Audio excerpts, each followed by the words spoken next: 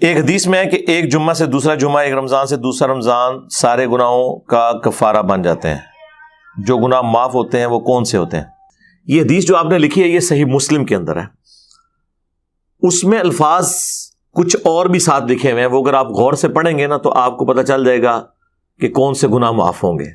اس میں الفاظ ہیں اگر کبیرہ گناہوں سے بچا جائے، حدیث سٹارٹ اس سے لیتے، اگر کبیرہ گناہوں سے بچا جائے تو ایک نماز سے دوسری نماز، ایک جمعے سے دوسرا جمعہ اور ایک رمضان سے دوسرا رمضان درمیان کے گناہوں کا کفارہ بن جائیں گے۔ تو جب بول دیا کبیرہ گناہوں سے تو اس کا مطلب ہے کہ ایک نماز سے دوسری نماز، ایک جمعے سے دوسرا جمعہ، ایک رمضان سے دوسرا رمضان صرف چھوٹے گناہوں کا کفارہ بن سکتے ہیں، کبیرہ گناہوں کا نہیں۔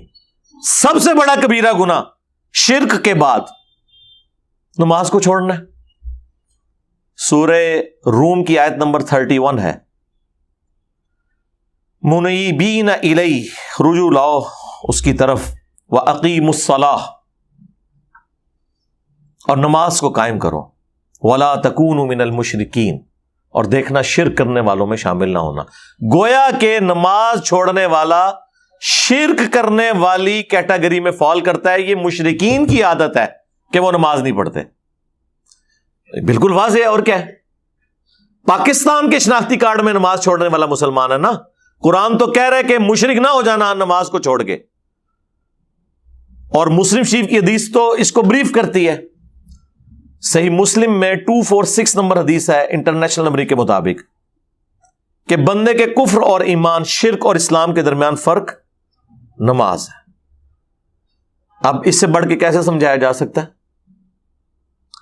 مسلم شریف میں عبداللہ ابن مسعود رضی اللہ تعالیٰ عنہ کی ایک حدیث ہے بڑی رکت انگیز۔ وہ کہتے ہیں کہ یہ جماعت کے ساتھ نماز پڑھنا یہ تمہارے نبی کی سنت خدا ہے جو اللہ تعالیٰ نے تمہارے نبی کو گفٹ دی ہیں، اس پہ چلو گے تو تمہارے لیے اللہ کی رحمتوں کا نزول ہوگا۔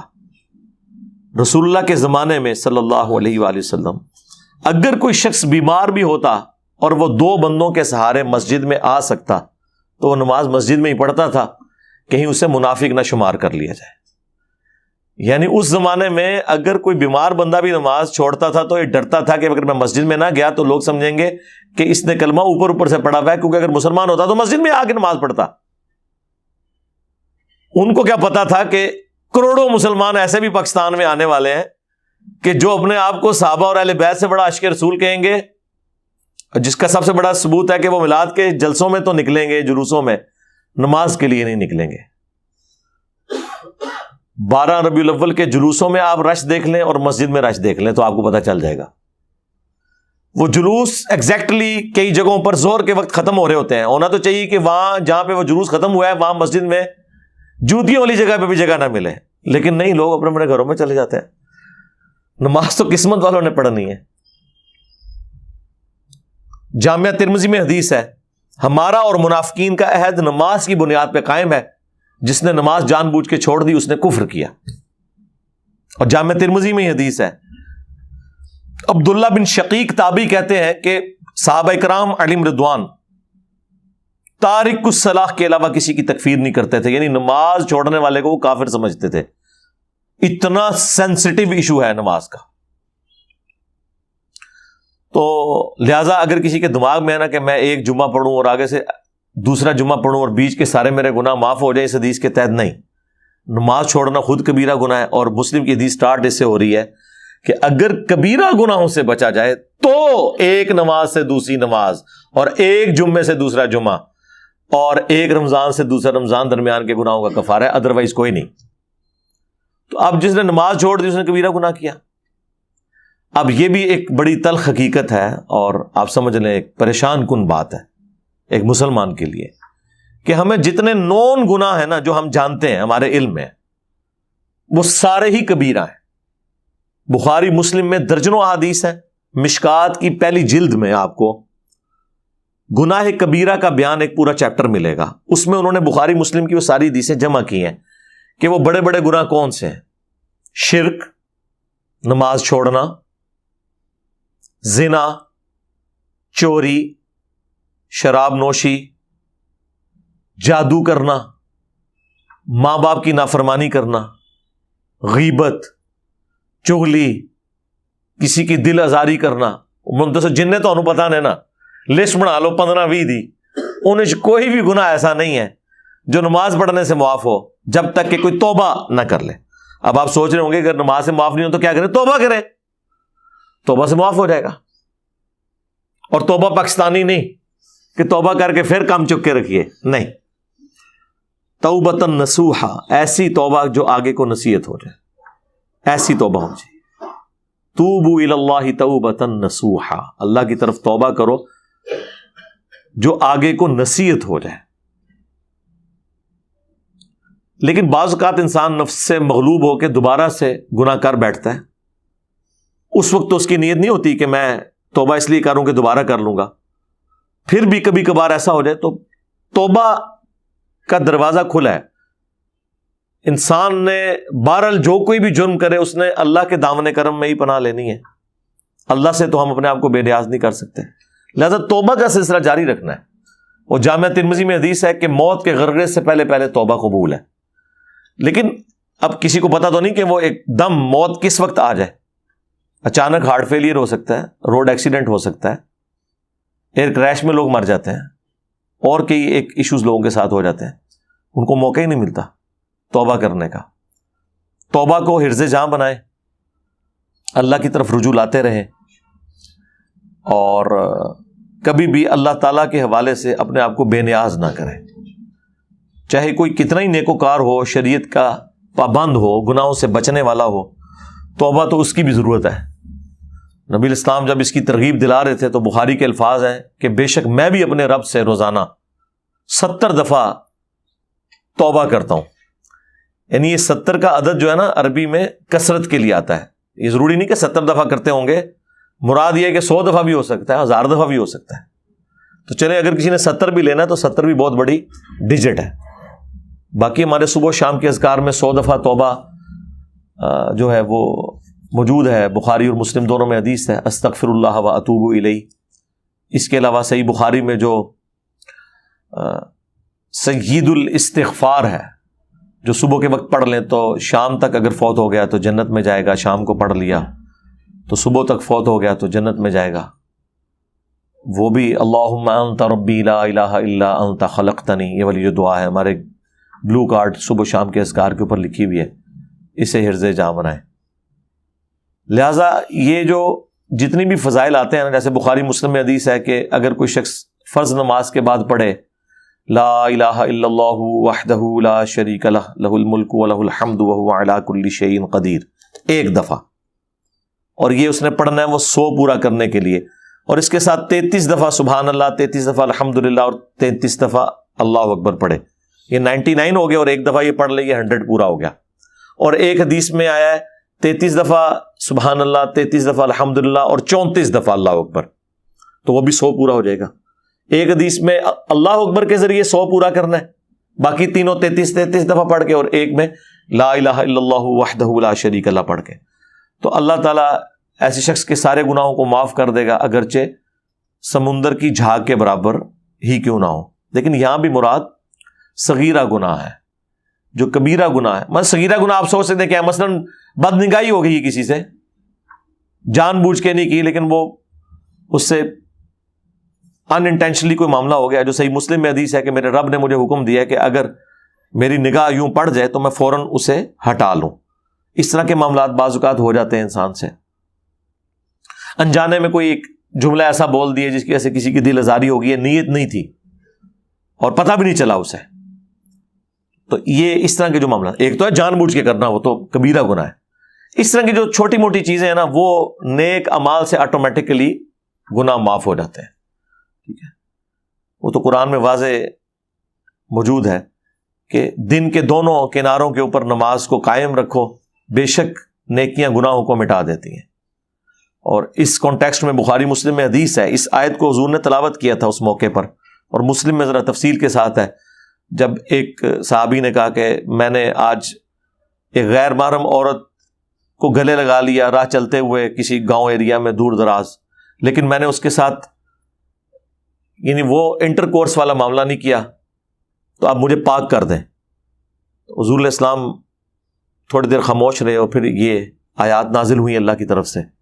پھر آپ نے وہ سوال کرنے والے کو بلایا اور آیات تلاوت کی کہ ٹھیک ہے نماز پڑھو اللہ تعالیٰ معاف کرے گا. اب اس کا مطلب یہ نہیں کہ کوئی شخص یونیورسٹیز میں کالجز میں ڈیٹے مارتا رہے اور اینڈ پہ نماز پڑھے اور کہ جی معاف ہو گیا. نہیں, ایک دفعہ ہی واقعہ ہوا ہے. اس پہ اجماع ہے کہ کسی چھوٹے گناہ کو بار بار کرنا یہ خود کبیرہ گناہ ہے. یہ ذہن میں رکھیے گا. ایک ان انٹینشنلی ایک چیز ہوگی وقتی طور پر, ایک پورے پلان کے ساتھ آپ بار بار کرتے ہیں کہ خیر ہے اس میں کیا حرج ہے. تو اس میں بھی اجماع ہے کہ جو چھوٹے گناہ لوگ تصور کیے ہوئے ہوتے ہیں ان کو پوری انٹینشن کے ساتھ بار بار کرنا یہ بھی کبیرہ گناہ ہے. اور یہ توبہ والا بھی جو کنسپٹ ہے نا پاکستان میں, یہ مجھے نہیں سمجھ آتی ہے کون سی توبہ انہوں نے بنائی ہوئی ہے. اللہ تعالیٰ تو جو توبہ کا کنسپٹ بیان کرتا ہے نا وہ تو یہ ہے کہ جو شخص اپنے گناہ کے اوپر شرمندہ ہو, اس کے بعد اللہ کی طرف رجوع لائے اور اپنی اصلاح کر لے تو تب اس کی توبہ قبول ہوگی. یہ سورۃ النساء میں بھی اللہ تعالیٰ نے فرمایا, سورۃ النحل کے اندر تو بڑی شان کے ساتھ بالکل اینڈ پہ جا کے آتی ہیں, پارہ نمبر 14 کے اینڈ کے اوپر جہاں سورہ النحل جو ہے وہ کنکلوڈ ہو رہی ہے. تو آپ کو پتہ چل جائے گا قرآنی توبہ میں اور پاکستانی توبہ میں کیا فرق ہے. زمین آسمان کا فرق ہے سرکار, پتہ نہیں ہمیں کون سا. یہ آیت نمبر ہے 119. ثم ان ربک للذین عملوا السوء بجہالہ, پھر اس کے بعد بے شک تمہارا رب ان لوگوں کے حق میں جو کہ جہالت کی وجہ سے, کمزوری کی وجہ سے گناہ کر بیٹھے, ثم تابوا, پھر اس کے بعد توبہ کر لیں, من بعد ذالک, اس گناہ کے فوراً بعد, واصلحوا, اور اپنی اصلاح کر لیں. یہ اصل چیز ہے.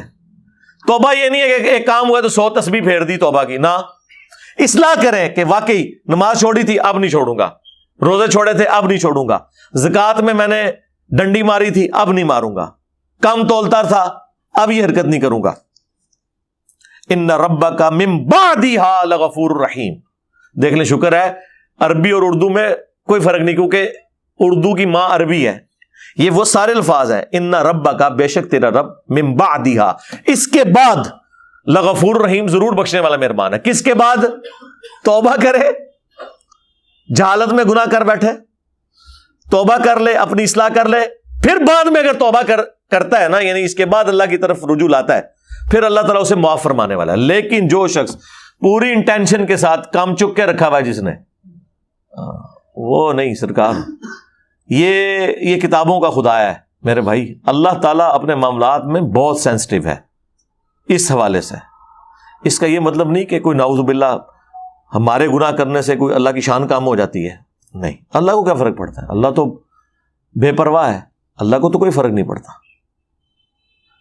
جو کام ڈال رہا ہوتا ہے نا اس کو فرق پڑتا ہے. لیکن چونکہ اللہ کی یہ خواہش ہے اپنے بندوں سے کہ سب کے سب لوگ وقت کے پیغمبر کی پیروی کریں صلی اللہ علیہ وآلہ وسلم, پھر رسول اللہ کی شفاعت کے ساتھ, میری رحمت کے ساتھ جنت میں داخل ہوں. یہ تو اللہ کی اپنے بندے سے ایک ریکوائرمنٹ ہے. اس لیے اللہ تعالیٰ ہمارے ساتھ ہمدردی کر رہا ہوتا ہے کہ بھئی میں تو اپنے روز میں بڑا سخت ہوں, میں نے تو کوئی لحاظ نہیں کرنا, میری تو نہ کسی پیغمبر کے ساتھ کوئی رشتہ داری ہے, نہ کسی فرشتے کے ساتھ, نہ کسی بڑے سے بڑے انسان یا جن کے ساتھ. میں اپنے روز کے اندر بہت اسٹرکٹ ہوں, لہٰذا تم نے اپنے آپ کو سدھار لینا ہے. اس لیے توبہ کے حوالے سے کانشیس رہا کرے, اللہ کی طرف رجوع لاتے رہے, خصوصاً جب کبھی کوئی مس ہینڈلنگ ہو ایٹ دا اسپاٹ, اس وقت تو آپ نے توبہ کرنی ہے. ایک اور آیت ہے سورہ النساء کی, میں وہ بھی یہاں پہ کور کر دیتا ہوں, وہ بھی بڑی رکت انگیز ہے. لیکن سرکار یہ تو ان لوگوں کے لیے نا جو قرآن پڑھتے ہیں, جنہوں نے قرآن کبھی کھولا ہی نہیں ہے, جن کو یہ پتہ ہی نہیں ہے کہ اللہ تعالیٰ کی اپنے بندوں سے کیا ڈیمانڈ ہے. آیت نمبر ہے 17. انما التوبۃ علی اللہ, اللہ تعالیٰ کے ذمہ کرم پہ ہے ایسے لوگوں کی توبہ قبول کرنا. اللہ دیکھیں اپنے اوپر خود واجب کر رہا ہے. اللہ بھی کوئی چیز واجب کر سکتا ہے؟ اللہ کہتا ہے یہ میرے اوپر ذمہ داری ہے کہ میں ایسے لوگوں کی توبہ ضرور قبول کروں گا. یعملون السوء بجہالہ، جو جہالت کی وجہ سے اگنورنس میں گناہ کر بیٹھے. اچھا قرآن تو جان بوجھ کے گناہ والے معاملے کی طرف جاتے ہی نہیں. قرآن تو کہتا ہے بھول کے کر لیا. ہو اللہ کا بندہ، پیغمبر کا ماننے والا صلی اللہ علیہ وآلہ وسلم، اور اتنی دلیری دکھائے کہ گناہ کر بیٹھے.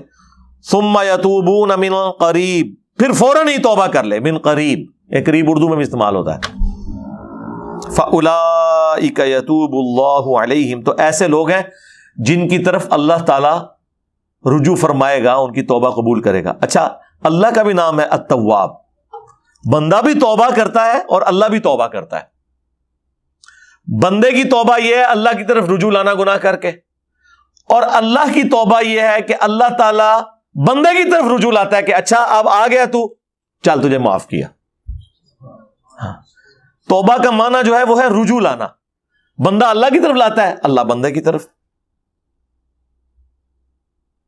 وَكَانَ اللَّهُ عَلِيمًا حَكِيمًا، اور اللہ تعالیٰ علم والا، حکمت والا، یعنی اسے پتہ سب کچھ ہے. حکمت ہے کہ ڈھیل دیتا ہے.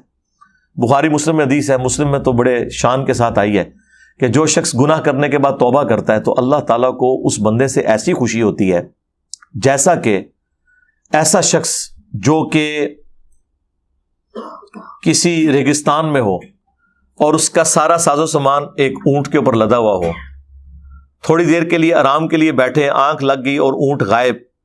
جب اٹھا تو پریشان کہ اب تو موت سامنے ہے، کیونکہ ریگستان میں تو نہ پانی نہ کھانا. کئی ہفتے تک اونٹ تو سفر کر لیتا ہے کیونکہ اس نے پانی سٹور کیا ہوتا ہے اندر، اللہ نے اس کو بنایا ایسا ہے. انسان تو مر جائے گا بغیر پانی کے. اب وہ بیٹھ کے موت کا انتظار کرنا شروع کر دے اور اچانک اس کے سامنے اس کی سواری آ جائے، یعنی اسے نئی زندگی مل جائے، اور وہ اتنا خوش ہو کہ اس کی زبان لڑکھڑا جائے خوشی کی وجہ سے. کہنا تو اس نے یہ ہو کہ اے اللہ میں تیرا بندہ، تو میرا رب، لیکن زبان لڑکھڑا جائے تیزی میں وہ کہے کہ اے اللہ تو میرا بندہ میں تیرا رب. من شدت الفرح. یہ نہیں ہے کہ اس سے کچھ چیز رسول اللہ یا اشرف رسول اللہ ثابت ہو رہا ہے، وہ ایسے ثابت کرتے رہے. اللہ دے وہ بندے ہو مامو پارٹی تو آڈے لوگوں نے پوری انٹینشنل پڑھایا، آج تک چھاپ رہے ہیں، ڈیفینڈ کر رہے ہیں اس کا اور اس بندے کا جس کی زبان لڑکھڑا گئی. اس کے ساتھ کیا لینا دینا ہے؟ ڈنگروں والی زندگی گزار رہے ہو تم لوگ. اس طرح کی حدیثوں سے رزلٹ کچھ اور نکلتے تھے، اور طرف چل پڑتے ہیں، اپنے بابوں کے کپڑے اترے ہوئے ان کی بزرگی ثابت کرنا شروع کر دیتے ہیں. بہرحال تو نبی الاسلام فرمایا اصل میں اللہ کے نبی الاسلام وہ اللہ کی خوشی کے اظہار کو اس طریقے سے پریزنٹ کر رہے تھے. اس میں سے یہ نکالنا تھا، اس میں سے بابوں کی گستاخانہ عبارتوں کا دفاع نہیں نکالنا تھا. تو ایسی خوشی اللہ تعالیٰ کو ہوتی ہے. یہاں پہ بھی اللہ تعالیٰ فرما رہا ہے کہ فوراً توبہ کر لے اور اللہ تعالیٰ معاف کرے گا.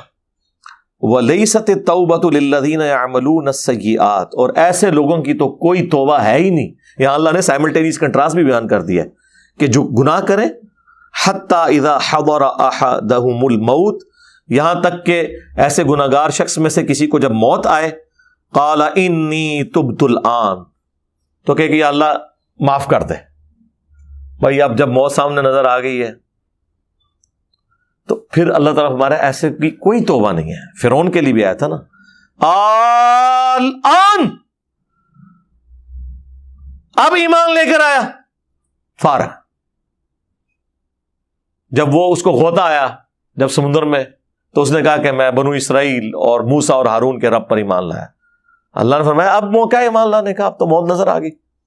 یہ وہی لفظ ہے انی تبت الآن وللذین یموتون وہم کفار، اور نہ ایسے لوگوں کی توبہ کبھی قبول ہوگی کہ جو کفر کی حالت میں مرے. اب اس سے مراد یہ ہے کہ آخرت میں گناہگار مسلمان کے تو چانس ہیں کہ اس کو اللہ تعالیٰ عذاب کے بعد یا رسول اللہ کی شفاعت کے ساتھ یا اپنی رحمت کے ساتھ معاف کر دے، لیکن اللہ تبارک و تعالی جو شخص کفر کی حالت میں دنیا سے گیا، آخرت میں نہ اپنی رحمت سے نہ رسول اللہ کی شفاعت سے اسے معاف کرے گا. اس لیے یہاں ذکر ہے اولئک اعتدنا لهم عذابا علیما، ایسے لوگوں کے لیے دردناک عذاب اللہ تعالیٰ نے تیار کر رکھا ہے. اللہم لا تجعلنا منہم، اللہم اجرنا من النار، اللہم انا نسألک جنت الفردوس مع النبیین والصدیقین والشہداء والصالحین، آمین۔ تو توبہ اس کی قبول ہے جو فوراً توبہ کر لے، اپنی اصلاح کر لے، یعنی پاکستانی توبہ نہ کرے، صحیح والی توبہ کرے جیسا کہ توبہ کرنے کا حق ہے۔ پھر اللہ سے، وہ تو اللہ نے سورہ الانعام میں فرمایا ہے کہ میں نے اپنے اوپر لازم کر لیا ہے کہ ہر حال میں رحم ہی کروں گا، اور بخاری مسلم کی حدیث سے اللہ تعالیٰ نے مخلوقات کی پیدائش سے پہلے اپنے پاس عرش پہ یہ عبارت لکھ لی تھی کہ میری رحمت میرے غضب پر سبقت لے جائے گی۔ اب دیکھیں یہ کتنا بڑا ایسٹ ہے ہمارے لیے، اللہ کی رحمت اور غضب برابر بھی ہوتے تب بھی ہم مارے جاتے۔ وہی گل عدل کریں تے تھر تھر کمن اچیاں شانہ والے، فضل کریں تے بخشے جاون میں ورگے منہ کالے۔ یعنی اگر تو عدل کرنے پہ آئے تو بڑی بڑی شانوں والے بھی نفسی نفسی کر رہے ہوں گے قیامت کے دن، اور اگر تو فضل کرنے پہ آئے تو ہمارے جیسے گناہگار بھی، ان کے لیے بھی معافی کی کوئی صورتحال بن جائے گی۔ صرف اعمال نہیں رحمت بھی، صرف رحمت نہیں اعمال بھی۔ یہ ہو نہیں سکتا کوئی کسان جو ہے وہ اپنی زمین میں ہل نہ چلائے اور بیج نہ بوئے اور کہے کہ رحمت کی وجہ سے خود بخود گندم نکل آئے گی، یعنی بارش کی وجہ سے۔ بارش کی وجہ سے گندم کی فصل اسی کی نکلے گی جس نے ہل چلا کر بیج بویا ہوگا، اور صرف بیج بونے سے بھی کچھ نہیں ہونا جب تک کہ رحمت نہ ہو۔ اسی لیے بخاری مسلم میں حدیث ہے، نبی علیہ السلام نے فرمایا کوئی شخص بھی محض اپنے اعمال کی بنیاد پہ جنت میں داخل نہیں ہو سکتا۔ ایک صحابی نے جرأت کر کے پوچھا یا رسول اللہ آپ بھی، آپ سے زیادہ پرفیکٹ اعمال کسی کے نہیں؟ آپ نے فرمایا ہاں میں بھی، جب تک میرے رب کی رحمت مجھے ڈھانپ نہ لے۔ دیکھیں حضور نے اپنے آپ کو کتنا نیچے کیا، کیونکہ اللہ کے ساتھ بات ہو رہی تھی، یہ بات کرنے والے اللہ کے پیغمبر تھے۔ یہ کون سا کوئی ایسا صوفی تھا جڑا جی چھڑ دو عبد القادر پہ گیا جی، ہاں یہی پہننے نے۔ پیغمبروں کا ایٹیچیوڈ یہی ہوتا ہے کہ جب تک میرے رب کی رحمت مجھے ڈھانپ نہ لے میں بھی جنت میں نہیں جاؤں گا۔ پیغمبر یہ نہیں کہتے کہ میں ادھر تک جانا ہی جب تک میں سارے اپنے مرید نال نہ لے جاؤں۔ پیغمبروں کو تو اللہ کا تعارف ہے، ان جاہلوں کو تو تعارف ہی نہیں نا۔ ایک جاہل آدمی جس کو پتہ ہی نہیں کہ اللہ کون ہے، ٹھیک ہے، تو وہ جو مرضی بڑھ کے مارتا رہے، اسے کیا پتا کہ بھئی کس ہستی کے بارے میں بات کر رہا ہے۔ تو جاہل آدمی کی باتوں کو آپ اس طرح ہی سمجھیں جس طرح یہ چرسی اور پاؤڈری اور جو نشئی لوگ ہیں نا، جو منہ میں آتا ہے بولتے ہیں، انہیں گراؤنڈ ریئلٹیز کا پتہ ہی نہیں ہے۔ ان لوگوں کا بھی یہی حال ہے۔ اللہ کا تعارف تو پیغمبروں کو ہوتا ہے، اور پیغمبر جو ہے وہ اپنی امتوں کو ان کتابوں کی روشنی میں جو اللہ ان پہ نازل فرماتا ہے وہ کرواتے ہیں۔ ان بیچاروں کا کیا لینا دینا، نہ انہیں اللہ کا تعارف، نہ انہیں آخرت کا تعارف، نہ انہیں یہ پتا کہ مرنے کے بعد کتنے مشکل معاملات ہونے والے ہیں، ورنہ تو انسان اپنی جان کی فکر کرتا ہے۔ اس کانٹیکسٹ میں مجھے بائی چانس ایک اور آیت بھی یاد آ گئی سورۃ الحجر کی۔ ہاں جی، یہ آیت نمبر ہے جی 49 سورۃ الحجر۔ نبئ عبادی انی انا الغفور الرحیم، اے نبی میرے بندوں کو خبر دے دو، خبر دے دو انہیں کہ بے شک میں بخشنے والا، رحم فرمانے والا ہوں بہت زیادہ۔ وَأَنَّ عَذَابِي هُوَ الْعَذَابُ الْأَلِيمُ، لیکن میرا جو عذاب ہے نا وہ بھی بہت دردناک ہے۔ تصویر کا ایک رخ نہیں بیان ہوا، یہاں پہ کہتے ہیں جو اللہ بڑا غفور رحیم ہے، اور اس کا مطلب یہ نکالتے ہیں کہ کام چک کے رکھو، جو کچھ بھی ہے تیرے محبوب کی امت سے ہے۔ نہیں، قرآن میں اللہ کا غفور الرحیم ہونا اس بندے کے حق میں ہے جو اللہ کی طرف رجوع لے آئے گناہ کرنے کے بعد۔ جو باغی ہے نا اس کے لیے پورے قرآن میں کوئی آیت موجود نہیں ایسی کہ کام چک کے رکھو تو میں معاف کر دوں گا۔ سورہ زمر میں آیا کہ اے نبی علیہ السلام جنہوں نے اپنی جانوں پر ظلم کیا، میرے ان بندوں کو خبر دے دو کہ اللہ کی رحمت سے نا امید نہ ہو، لا تقنطوا من رحمت اللہ، بے شک اللہ تعالیٰ سارے گناہوں کو معاف کر دے گا۔ لیکن یہ ان لوگوں کے لیے ہے کہ جو رجوع لانا چاہیں، یہ نہیں ہے کہ وہ دنیا بھی اپنی مرضی کی گزاریں اور آخرت بھی اپنی مرضی کی۔ نہ سرکار، دنیا اگر اپنی مرضی کی گزاریں گے پھر آخرت اللہ کی مرضی کی ہوگی، اور اگر دنیا آپ نے اللہ اور اس کے محبوب صلی اللہ علیہ وآلہ وسلم کی مرضی کی گزاری پھر آخرت آپ کی مرضی کی ہوگی۔ ہاں، پھر آپ کو اللہ تعالیٰ جنت میں وہ مقام دے گا کہ جو خواہش کریں گے وہ چیز ہو جائے گی، لیکن اس کے لیے شرط یہ ہے کہ دنیا آپ نے اللہ کی مرضی کی گزارنی ہے۔ اللهم انا نسألك جنة الفردوس مع النبيين والصديقين والشهداء والصالحين آمين. استغفر الله الذي لا إله إلا هو الحي القيوم وأتوب إليه آمين.